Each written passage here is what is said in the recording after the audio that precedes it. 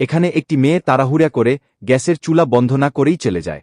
কিসের এত তাড়াহুড়ো তা যদি দেখেন, বন্ধুদের সাথে ঘুরে বেড়ানোর। এমনকি দরজাও লক করে দিয়ে চলে যায়।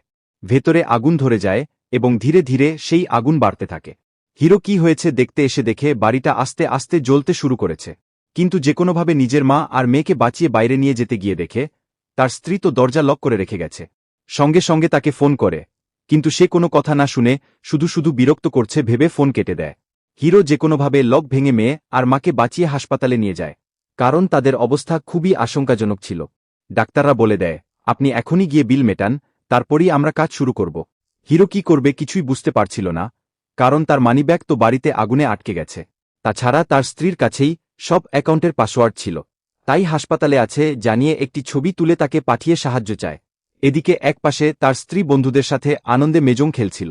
তখন হিরোর পাঠানো ছবি দেখে সত্যিই হয়তো কোনো সমস্যা হয়েছে ভেবে ভয় পেয়ে যায়।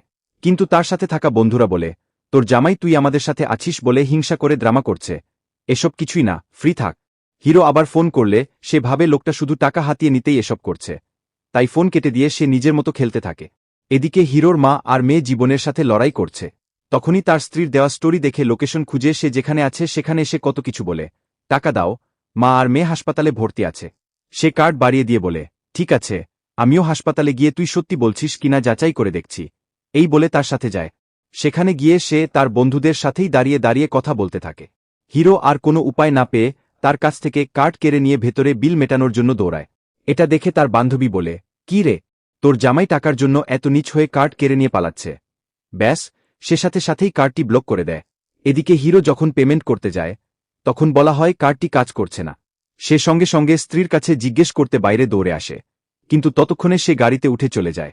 তখনই হিরোর ফোনে কল আসে যে চিকিৎসা পেতে দেরি হওয়ার কারণে তার মেয়ে আর মা মারা গেছে। তাই তার স্ত্রীর চরম মূর্খতার কারণে দুটো জীবন চলে গেল।